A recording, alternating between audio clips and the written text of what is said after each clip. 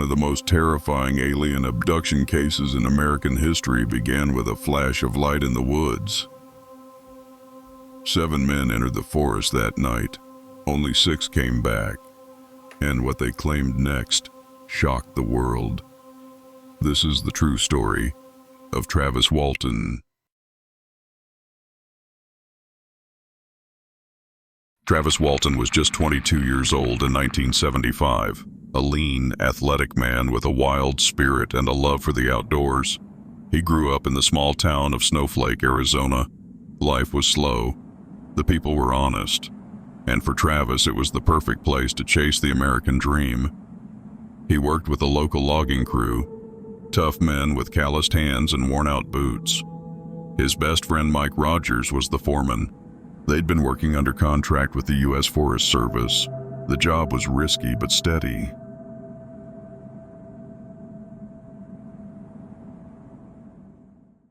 Mike Rogers' crew was made up of 6 other men besides Travis: Ken Peterson, John Gillette, Steve Pierce, Alan Dallas, and Dwayne Smith.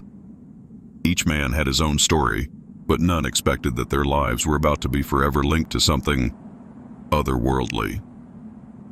They were just finishing a long day of work near Turkey Springs. The forest was quiet, but as dusk set in, things would take a turn. November 5th, 1975. The crew had finished another long day cutting trees in the dense Sitgreaves National Forest. Piling into Mike Rogers' old pickup, they began their usual ride back to Snowflake. But as the truck wound through the trees, something caught their attention. A strange glow up ahead, hovering through the forest like a fireball, pulsating and unnatural. Then they saw it, a metallic object, hovering 20 feet above the ground, glowing with a strange otherworldly light. Curious, and maybe a little reckless, Travis jumped out of the truck and approached the object. As he got closer, the light intensified. Then, with a thunderous crack and a blast of blue energy, Travis was thrown to the ground like a rag doll. His body lit up in the flash, and then he was still. The rest of the crew sped away in a panic. When they returned 15 minutes later, Travis Walton was gone.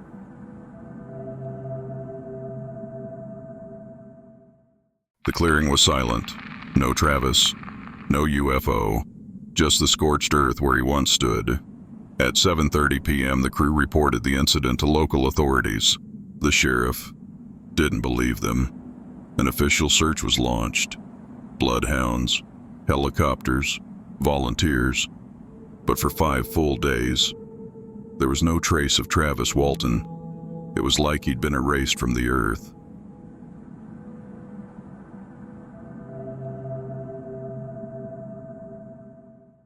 Back in Snowflake, the town was already buzzing. Travis was missing, and the story the crew told was unbelievable. Locals feared the worst. Rumors swirled. Murder, cover-up. Panic set in. But one thing was clear. The men were either in shock or lying. The men agreed to take polygraph tests. 5 of the 6 passed. The 6th was inconclusive, but not deceptive. Authorities had no evidence of foul play, but they had no proof of a UFO either. The search intensified. Hundreds of volunteers combed the mountains. The FBI was notified, but no blood, no body, no tracks, nothing. 5 days passed. Hope began to fade, until a phone call changed everything. A phone call from Travis, looking for help. Travis Walton reappeared on November 10th, 5 days later, in a phone booth in Heber, Arizona, 30 miles from where he vanished. He was traumatized, disoriented, dehydrated, but alive. And news spreads fast.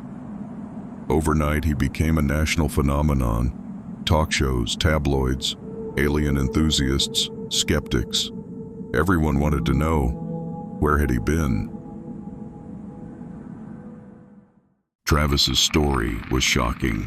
He said he woke inside a metallic room, blinding lights above, the air thick and heavy. Travis said they weren't human. They had huge heads, eyes like pools of black oil. He claimed small gray beings examined him, paralyzed him, and then suddenly he was left alone. Eventually, taller, more humanoid beings appeared, with golden eyes and emotionless faces. He said, "They never spoke, just looked at me." He was then left in the clearing, dazed and alone.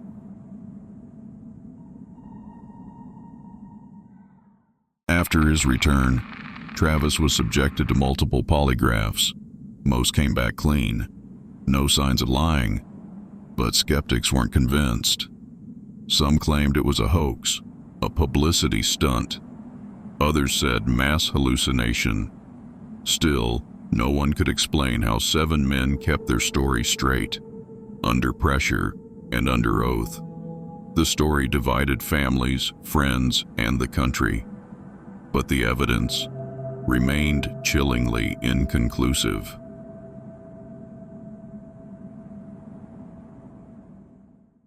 Decades later, Travis Walton still tells the same story. He's passed polygraphs, written a book, inspired a film, Fire in the Sky.